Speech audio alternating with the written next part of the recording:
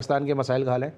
अली देखो यार, सरफराज ने अगर सही फैसले करने हैं तो जिनको दूध पिलाया है उनको हटाना पड़ेगा। सही। कप्तानी में जिनको तुमने दूध पिलाया है, बहुत जबरदस्त बात की है इन्होंने। अब उनको हटाना पड़ेगा। या जिन्होंने सरफराज को दूध पिलाया उनको भी हटाना पड़ेगा। सरफराज ये भी को सर, ये भी बड़े अंदाजा इंपॉर्टेंट बाद रोल में है। हुआ ना कि मेरी तो आस्तीनों में थे यार, इसका मतलब है ये लोग।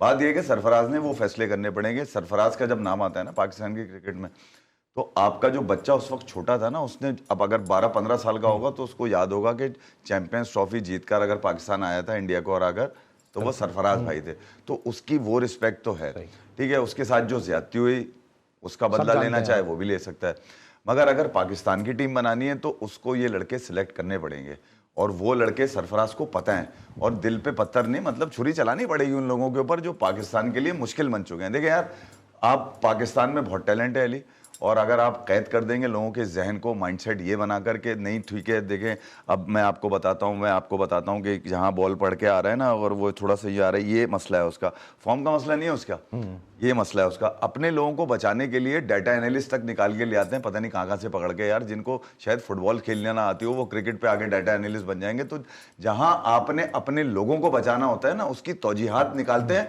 और वही माइंडसेट बैठ जाता है आकर, और फिर वही लोग जो एक वक्त में पाकिस्तानियों की आंखें खोल रहे थे, ये देखो इन्होंने लूट लिया पाकिस्तान की क्रिकेट को, यतीम कर दिया, वही लोग रीजनल सपोर्ट लेकर प्रोटेक्ट करने के लिए आ जाते हैं। अभी वो अकेला है, वो क्या पूरी टीमों में वही क्या रन मारता रहेगा, तो कम से कम उनको अपनी अकाउंटेबिलिटी करनी चाहिए कि भैया लॉ रहेगा, मतलब ये नहीं है कि एक चीज जो तुम्हारे मुंह की है, ठीक है, उसी को तुम उसके अगेंस्ट जाकर बात कर रहे हो, तो हमें भी समझ में आ रहा है। लेकिन आपको लगता है कि जब अगर सरफराज चीफ सिलेक्टर आते हैं, और जिस तरह हम लोग सब बात कर रहे हैं, हारिस को लेकर आते हैं, या किसी यंग विकेट कीपर को अब्दुल हसीब को लेकर आते हैं, रिजवान को ड्रॉप करते हैं, तो उन पर ये टैग नहीं लगेगा कि यार उन्होंने अपनी कोई जाती जो है हार निकाली है, या जाती तौर पर उन्होंने इस तरह का रिवेंज लिया कोई?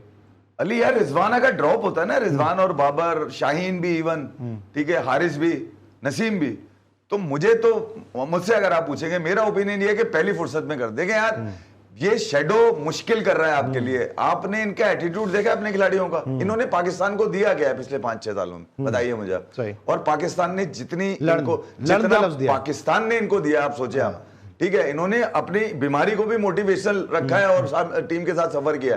कमाल है। मैं ये कह रहा हूं ना कि यार, तो ये लीगों की परफॉर्मेंस पर अगर आप इनको कंधों पे उठा रहे हैं, नहीं यार, इनको कंधों पे उठाने का टाइम गुजर गया, अब इनको दूर करने का टाइम है, और इनको उन लड़कों से भी दूर करने का टाइम है जो आप टीम बना रहे हैं। वजह ये कि आपका ड्रेसिंग रूम जब तक इन साजिशों से फारिग नहीं होगा, अली ये करते हैं साजिशें, टीम में रहो, विकेट लो, हल्की टीमों के खिलाफ टीम में रहो, तो मैं ये कह रहा हूं कि इनको तो सारी जुगाड़े पता है। मुझे ब्रेक पे आना है कि क्विकली, क्योंकि आप बेहतर इस पे बताएंगे कि क्या सरफराज से कंधा इस्तेमाल नहीं किया जा सकता बाबर और रिजवान से छुटकारा लेने के लिए, और जैसे ही छुटकारा हो जाएगा तो मालूम हुआ चीफ सिलेक्टर चेंज? नहीं, सरफराज को चाहिए सबसे पहले तो मिसबा